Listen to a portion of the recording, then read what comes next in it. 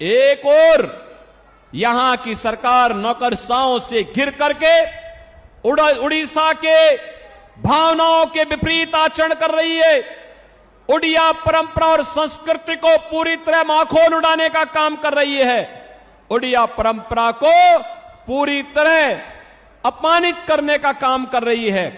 और दूसरी ओर देश के अंदर इंडी गठबंधन है, वे सब क्या करने जा रहे हैं? उनके द्वारा जिस प्रकार का कार्य किया जा रहा है, और मैं तो आज धन्यवाद देना चाहूंगा कोलकाता हाई कोर्ट को, जिसने टीएमसी की सरकार के द्वारा 2010 से लेकर के लगातार मुस्लिमों को ओबीसी की जातियों में जबरन शामिल करके उन्हें ओबीसी के आरक्षण में घुसपैठ करने का एक षड्यंत्र किया था।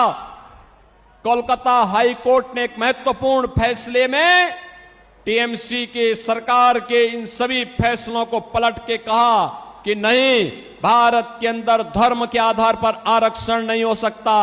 आरक्षण पर बाबा साहब भीमराव अंबेडकर का जो मंतव्य है वो अंतिम मंतव्य है। हमें उसका संविधान की उन भावनाओं का पालन करना चाहिए। बहनों और भाइयों, धार्मिक आधार पर आरक्षण यह भारत की संविधान की मूल भावनाओं के विपरीत है।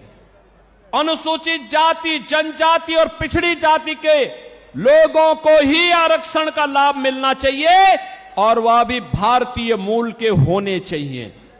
लेकिन ये कांग्रेस हो, टीएमसी हो, बीजेडी हो, ये जितने भी दल हैं, ये तुष्टीकरण की पराकाष्ठा पे चढ़ करके कभी स्वामी लक्ष्मणानंद जी के हत्यारों को संरक्षण देने का काम करते हैं, कहीं पर ये लोग अनुसूचित जाति, जनजाति और पिछड़ी जाति के आरक्षण के अधिकारों पर घुसपैठ करना चाहते हैं।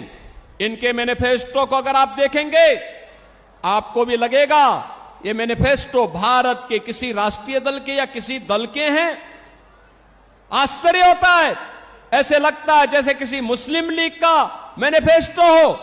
इनके द्वारा लगातार भारत की भावनाओं के विरुद्ध आचरण करने का प्रयास हो रहा है।